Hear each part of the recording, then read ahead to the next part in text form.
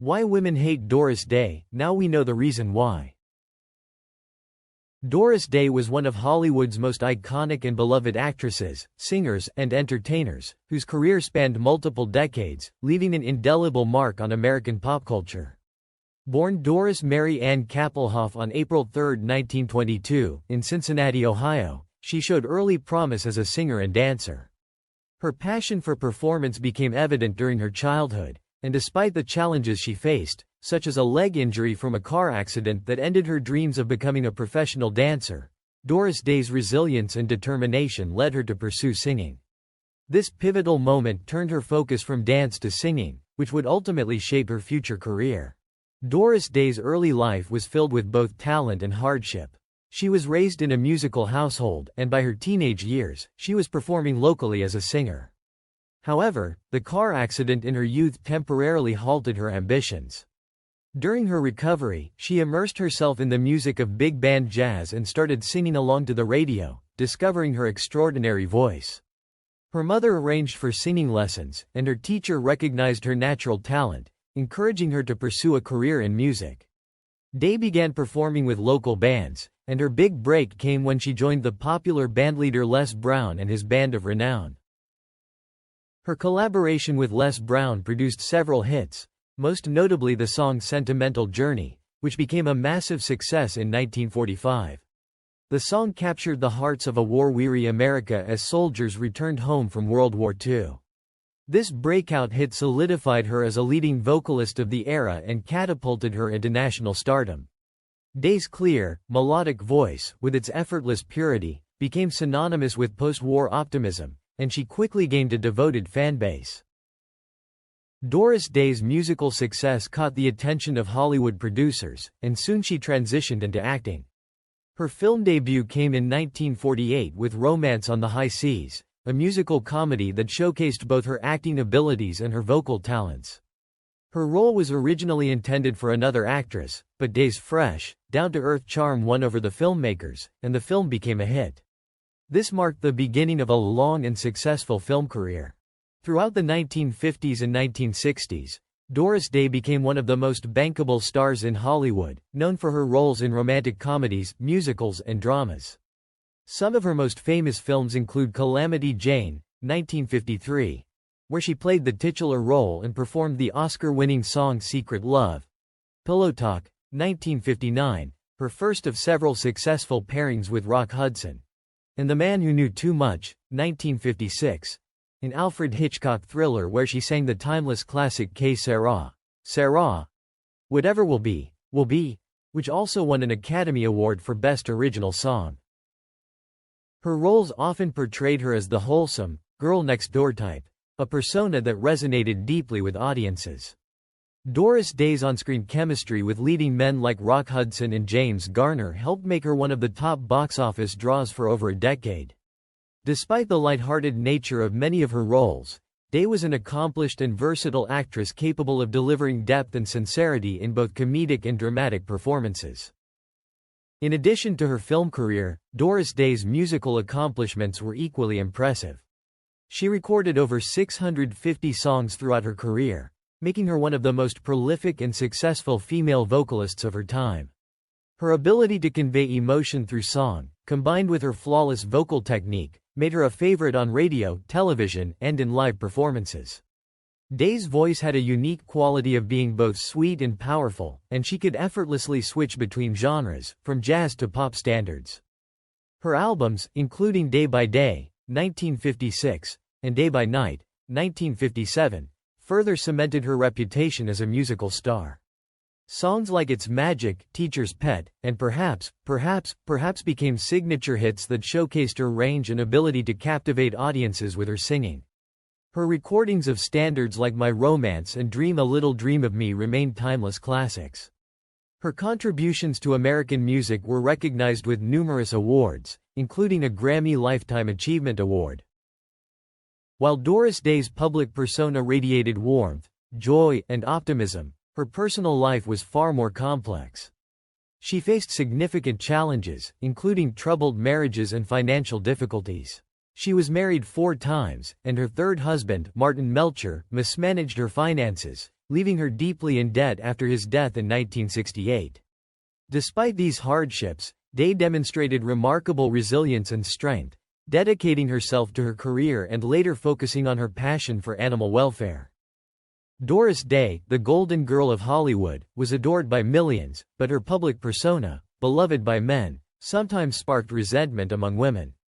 Known for her sunny disposition, wholesome beauty, and seemingly effortless charm, Day captured the hearts of male fans and co-stars alike, leading to a complex dynamic between her and her female audience.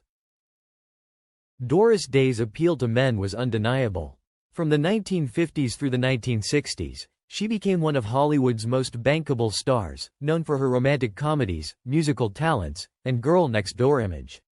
In films like Pillow Talk, 1959, That Touch of Mink, 1962, and Lover Come Back, 1961, she often played the innocent, virtuous woman who resisted but eventually fell for charming, suave men, a dynamic that resonated with male fantasies of the era. Her beauty was relatable, exuding a natural, approachable allure rather than the overt sensuality of her contemporaries like Marilyn Monroe or Elizabeth Taylor. Men appreciated her warmth, sweetness, and grounded personality, qualities that made her feel like the ideal partner or dream girl. Her on-screen chemistry with leading men, especially with frequent co-star Rock Hudson, created a romanticized image of Day as the perfect woman, someone men could admire for her intelligence, wit, and charm without feeling intimidated. Day was often seen as the quintessential wife material, a notion perpetuated by her film roles, where she maintained her independence while ultimately being wooed by love.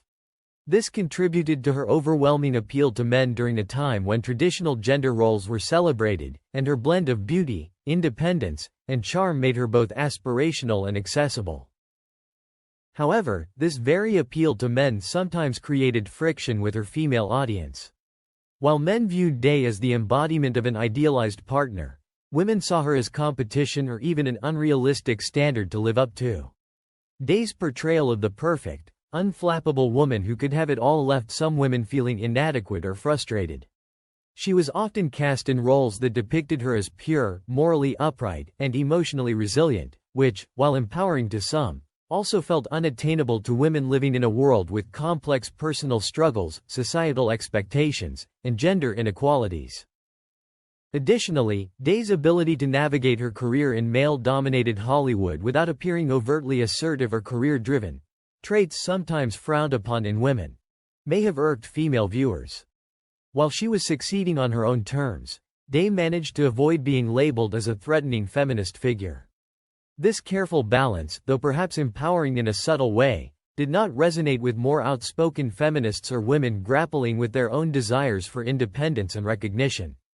Day's image was so closely aligned with conservative values that it inadvertently positioned her as a symbol of conformity, which some women, particularly in the burgeoning feminist movements of the 1960s, found troubling. Furthermore, her perceived perfection and the frequent casting of her as an untouchable figure made her appear unrealistic, leading to resentment from women who felt they could never live up to such an ideal.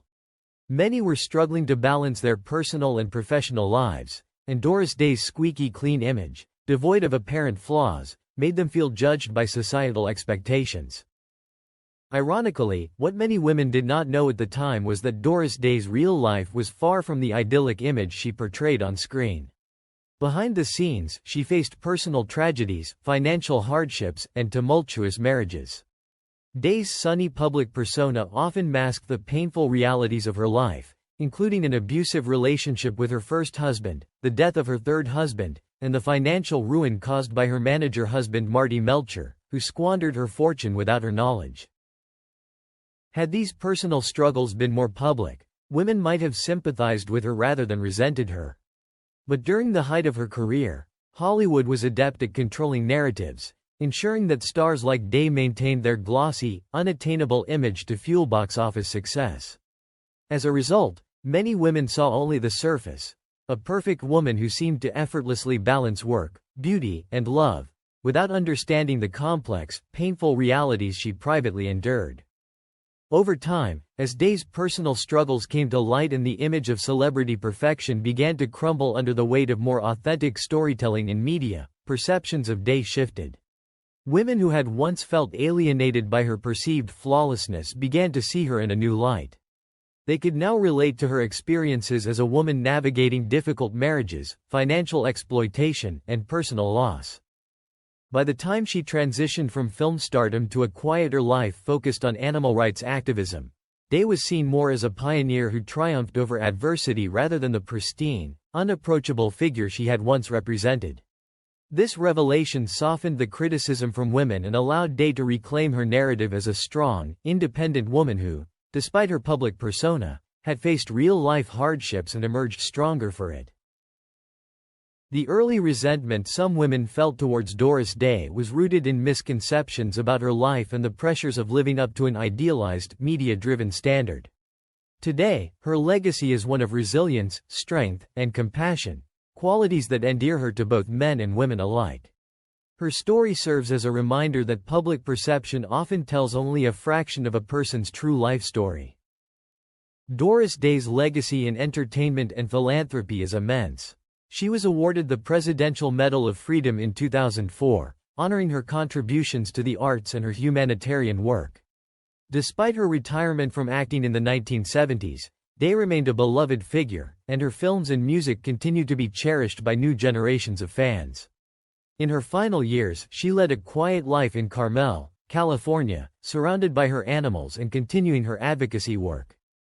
Doris Day passed away on May 13, 2019, at the age of 97. Her death was mourned by millions who remembered her as a beacon of joy, talent, and compassion. She left behind a rich legacy of films, music, and charitable work that continues to inspire. Day's remarkable career, spanning both Hollywood and the recording industry, made her a unique and lasting icon of 20th-century entertainment.